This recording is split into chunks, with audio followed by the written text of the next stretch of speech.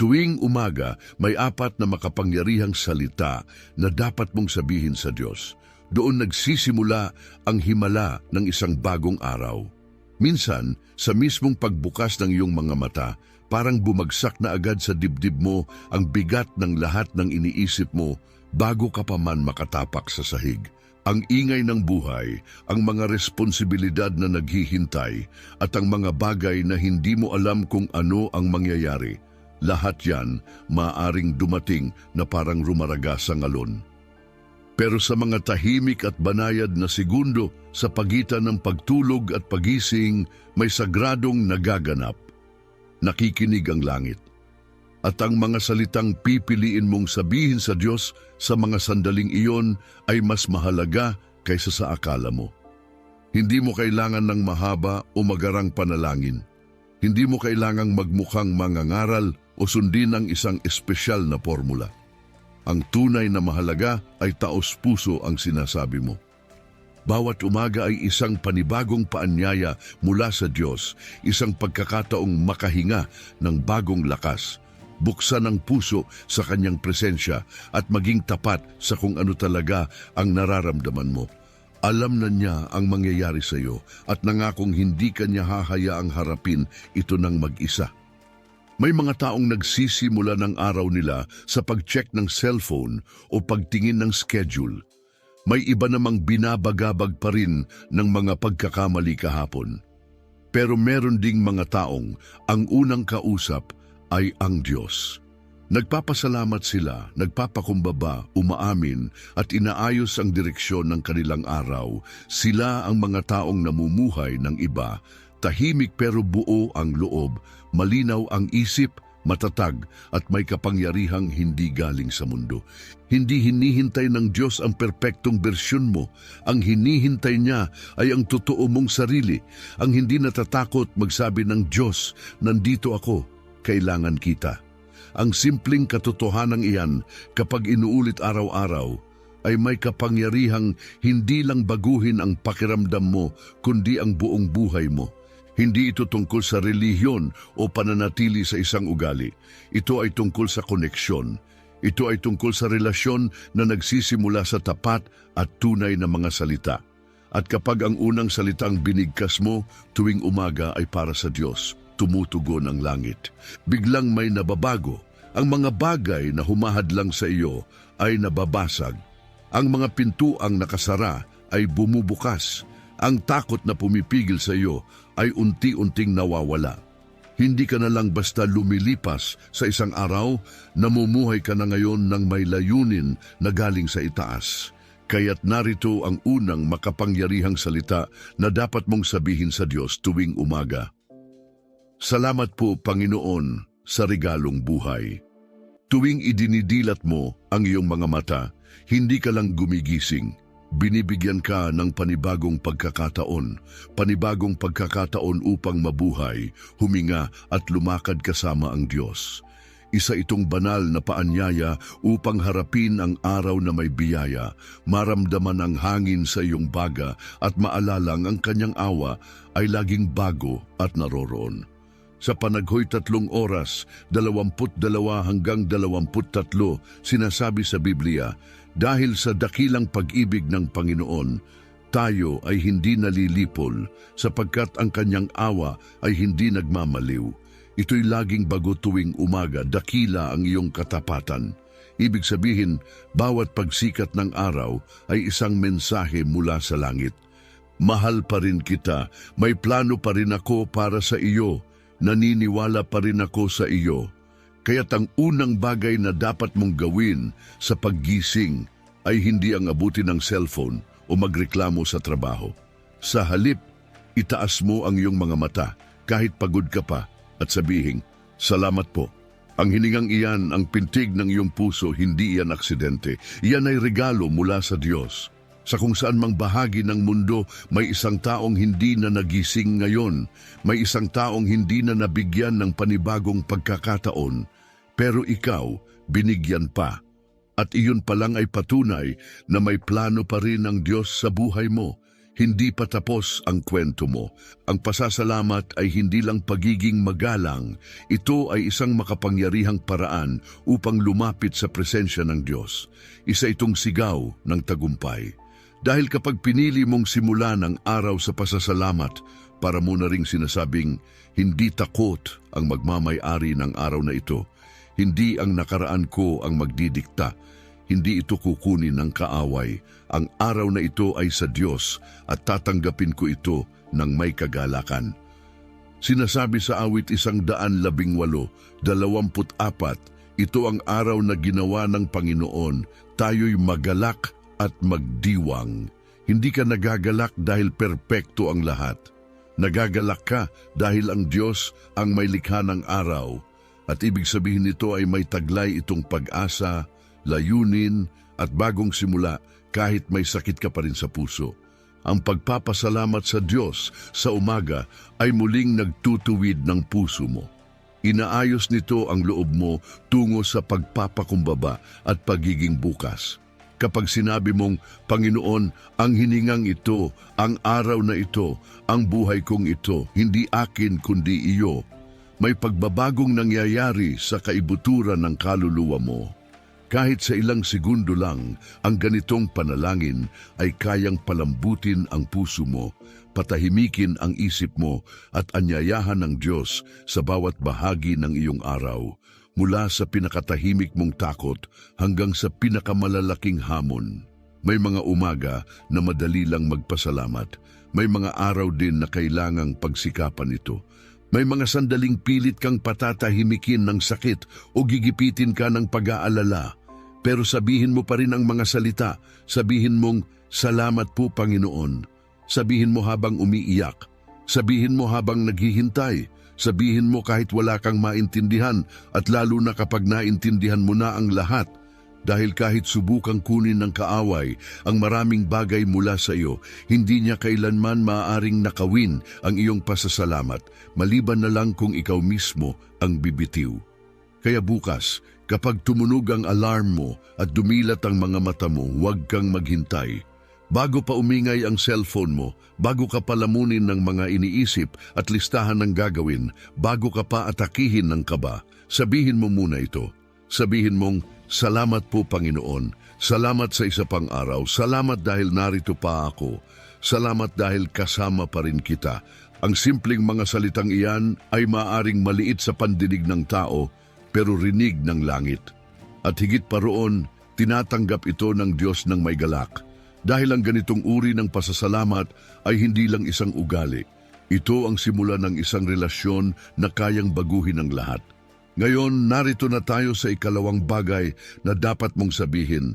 Panginoon, gabayan mo ako ngayon, hindi ko kaya ito nang wala ka. Tuwing umaga, parang humahakbang ka sa isang larangan ng labanan. Bago ka pa salubungin ng mga desisyon, ingay at emosyon ng araw, nasa isang sangandaan ka na. Pipilitin mo bang harapin ang lahat sa sarili mong lakas? O hahayaan mong ang Diyos ang manguna? Ang tunay na pagsuko ay hindi nagsisimula kapag magulo na ang lahat. Nagsisimula ito sa katahimikan ng umaga, kapag malambot pa ang puso mo at malinaw pa ang isip mo.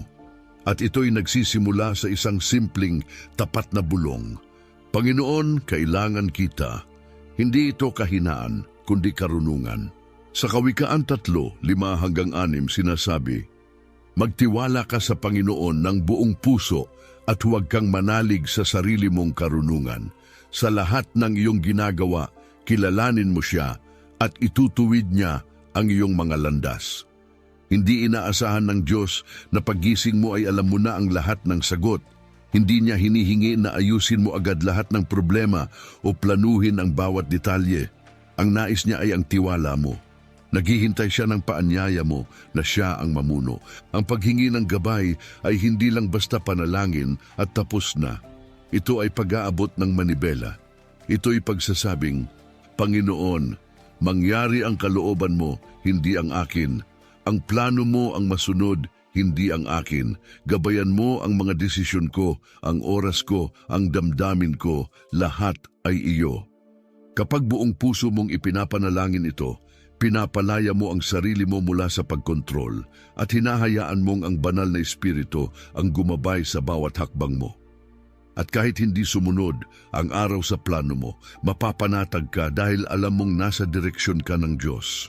Maraming tao ang nauubos ang emosyon at espiritu dahil pinipilit nilang buhatin ang mga bagay na hindi naman para sa kanila. Agad silang kumikilos kahit hindi nanalangin. Nagsasalita sila ng padalos-dalos. Kumakilos sila ng walang karunungan. Pero kapag sinimulan mo ang araw sa paghingi ng gabay sa Diyos, may nababago. Nagiging kalmado ka, nagre-responde ka ng may biyaya, napapansin mo ang mga bagay na tunay na mahalaga, hindi ka natitinag sa bawat maliit na abala, humihinto ka, nananalangin, nakikinig. Kahit si Jesus ay ipinakita sa atin ang ganitong klase ng pagdepende araw-araw. Sa Marcos 1:35, sinasabi, madaling araw pa lamang, habang madilim pa, bumangon si Jesus, lumabas at nagpunta sa isang tahimik na lugar upang manalangin. Ipinakita niya sa atin na ang tunay na paggabay ay nagsisimula sa koneksyon at ang koneksyon ay nagsisimula sa pagsuko. Si Jesus, ang anak ng Diyos, may kapangyarihan sa bagyo, sakit at kamatayan, pero araw-araw pa rin siyang humahanap ng Ama. Kaya bukas, bago ka palamunin ng ingay at abala ng araw, itaas mo ang mga kamay mo kahit sa puso lang at ibulong mo. Panginoon, pangunahan mo ako. Ayokong humakbang nang wala ka. Mauna ka sa akin. Huwag mo akong iwan. Bigyan mo ako ng linaw sa pagdedesisyon, kabaitan sa pananalita at kapayapaan sa bawat bahagi ng araw ko. Maaring simple lang ang panalangin iyon, pero binubuksan nito ang mga pintuan ng langit. Dahil kapag ang Diyos ang gumagabay sa iyo, pati ang mga liko sa daan ay may saysay, ang mga delay ay may layunin at walang nasasayang. Gawin mong ritmo ito ng buhay mo. Hayaan mong hubugin nito ang iyong isipan. Simulan mo ang umaga sa pagbitaw sa kontrol at makikita mong binabago ng Diyos ang bawat ordinaryong gawain tungo sa makabuluhang karanasan.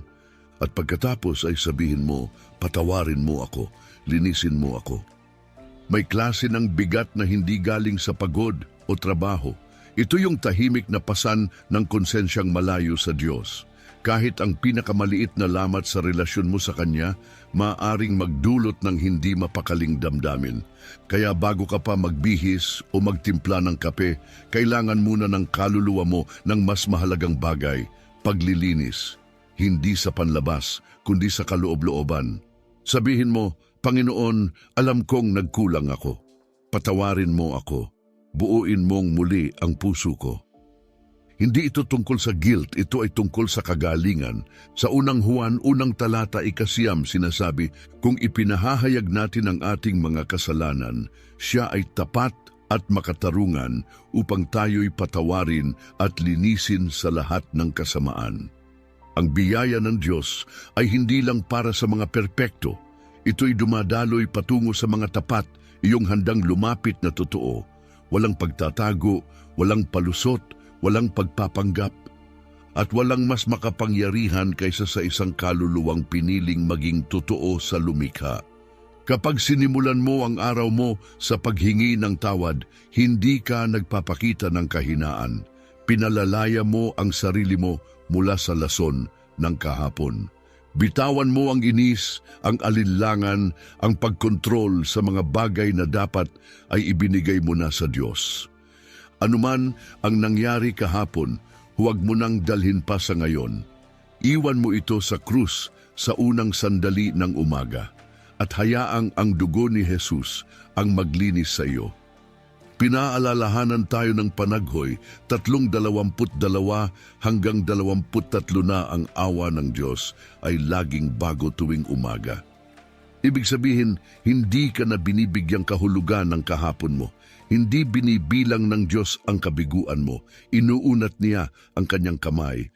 Handang ipagpalit ang mga pagkakamali mo sa kanyang biyaya. Ganyan ang puso ng isang ama. Ang pusong gustong-gusto na bigyan ka ng bagong simula. Kapag sinimulan mo ang araw Sa ganitong uri ng katapatan, may nababago sa loob mo, lumalambot ang puso mo, nawawala ang pait, natutunaw ang yabang, at ang ulap ng pagkakonsensya ay unti-unting lumilinaw. At bigla, mas malinaw mong naririnig ang Diyos, mas mahinahon kang lumalakad, mas totoo kang nagmamahal. Kaya bukas, kapag sumilip na ang araw sa iyong bintana at tahimik kang nakaupo bago pa magsimula ang ingay, huminga ka ng malalim, ituon mo ang puso mo sa Kanya at sabihin, Panginoon, kailangan ko ng awa mo ngayon, hindi lang minsan kundi bago at sariwa. Patawarin mo ako sa mga pagkakataong ako'y lumihis, linisin mo ako sa mga bahagi kong nadungisan, punuin mo ako ng kung anong tama, dalisay at banal. Ang panalangin ito ay maaaring hindi baguhin ang lahat sa paligid mo, pero babaguhin nito ang lahat sa loob mo. At doon nagsisimula ang tunay na himala. Pagkatapos, sabihin mo ito, hayaan mong maging ilaw ako. Matapos kang magpasalamat sa Diyos, magpasakop sa Kanya at tanggapin ang Kanyang paglilinis, may isa pang mahalagang bagay na dapat ipahayag ng kaluluwa mo tuwing umaga. Hindi ito tungkol sa kung ano ang kailangan mo, kundi kung ano ang gustong gawin ng Diyos sa pamamagitan mo. Ito'y yaong sagradong sandali na itataas mo ang iyong paningin sa langit, bubuksan mo ang iyong mga kamay at sasabihin, Panginoon, gamitin mo ako, hayaan mong maging ilaw ako sa mundong puno ng dilim. Hindi ito panalangin nakalaan lang para sa mga lider, pastor o kilalang tao. Ito ay panalangin para sa sino mang handa, para sa mga simpleng taong naniniwalang kahit tahimik at simpleng buhay nila ay kayang magdala ng liwanag ni Jesus sa dilim ng iba. Sa Isaias 6:8, nabasa natin ang propetang narinig ang tanong ng Diyos. Sino ang aking ipadadala? Sino ang pupunta para sa akin? At hindi nagatubili si Isaias. Sinabi niya, narito ako, ipadala mo ako. Ang paanyayang ito ay dumarating araw-araw sa bawat pusong handang magsabing oo. Hindi mo kailangan ng entablado o spotlight para magamit ng Diyos. Minsan, sapat na ang presensya mo sa pila ng grocery. Isang banayad na salita sa kasamahang halos bumigay na, isang ngiti sa estrangherong pakiramdam ay wala siyang halaga. Ang pagiging ilaw ay hindi nangangailangan ng sermon, kailangan lang nito ang pusong handang magpagamit. Kaya bukas sa paggising mo, sambitin mo ito mula sa puso. Diyos, kung kailangang magbago ang plano ko, baguhin mo ito. Ilagay mo sa aking daraanan ang taong nangangailangan ng pag-asa. Tulungan mo akong mapansin sila. Tulungan mo akong maging bahagi ng sagot sa kanilang panalangin. Sa Mateo 5:14-16, sinabi ni Jesus ang isang makapangyarihang bagay. Kayo ang ilaw ng sanlibutan. Magsilbing liwanag kayo sa paraang makikita ng iba ang inyong ginagawa at pupurihin nila ang inyong Ama sa langit. Ang liwanag na iyan ay hindi galing sa ating sariling pagsisikap. Ito ay isang regalo. Nananahan ito sa atin dahil si Jesus ay nananahan sa atin. At kapag iniaalay natin ang bawat araw sa Diyos, hindi lang tayo basta nabubuhay, nagiging bahagi tayo ng isang mas malawak na layunin, nagiging tagapagdala tayo ng Kanyang pag-ibig. Ang presensya natin ay nagiging pinagmumulan ng kapayapaan. Ang bawat hakbang natin ay may saysay.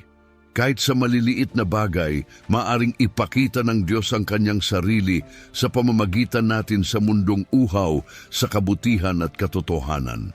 Isang simpleng panalangin na gaya ng Panginoon, gamitin mo ako, ay kayang baguhin ang takbo ng buong araw mo.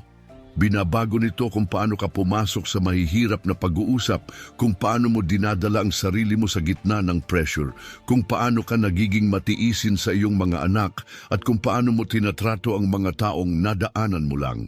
Kaya bukas, kapag tinapak mo na ang sahig, sabihin mo ito ng buong tapang, Diyos, iyo ang araw na ito. Hindi lang ako naghahangad ng mga pagpapala mo, nais kong ako mismo ang maging pagpapala. Ituro mo ako sa taong kailangan ng habag. Ipadala mo ako sa lugar na may kailangan ng pag-asa. Ayokong sayangin ang araw na ito sa paghahanap ng kaginhawaan. Nais kong lumakad na may layunin. Sumilay ka sa akin, hayaan mong ang buhay ko'y sumalamin sa iyong puso. Sabihin mo ang panalangin iyan ng tapat at maging handa.